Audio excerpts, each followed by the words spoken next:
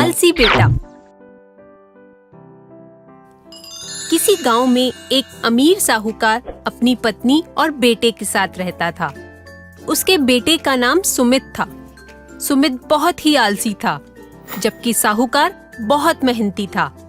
वो रोज सुबह सूर्योदय से पहले शिव मंदिर जाता था और उसके बाद वो अपने खेतों, तबेलों और जहाँ-जहाँ तक उसका काम फैला हुआ था वहाँ का चक्कर लगाता था। साहूकार अपने बेटे के आलसीपन से बहुत परेशान था। बेटे उठ जाओ, मेरे साथ खेतों में चलकर कुछ काम कर लो। अभी नहीं पिताजी, अभी मुझे सोने दीजिए। साहूकार परेशान होकर अकेला ही खेतों में चला गया।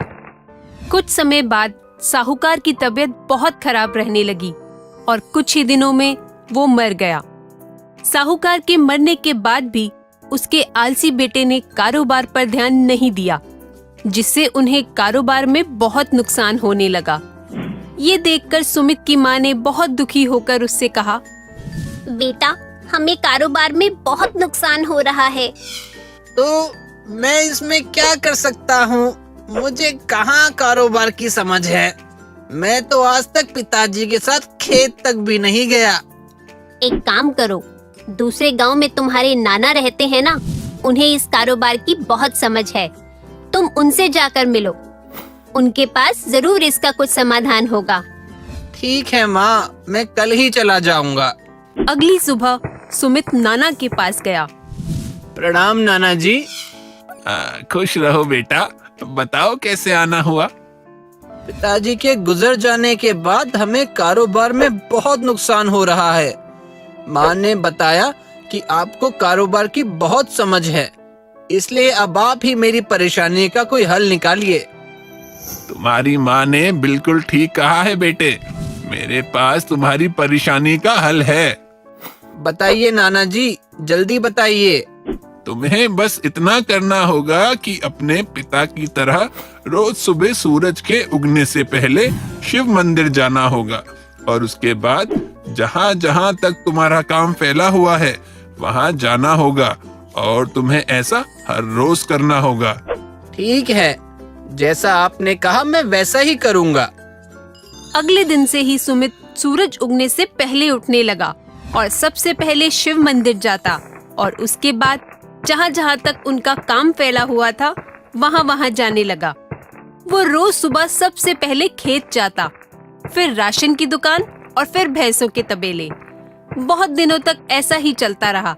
उसे रोज-रोज काम पर आता देख मजदूर आपस में बात करने लगे। तुमने देखा, मालिक अब रोज रोज काम देखने आने लगे हैं।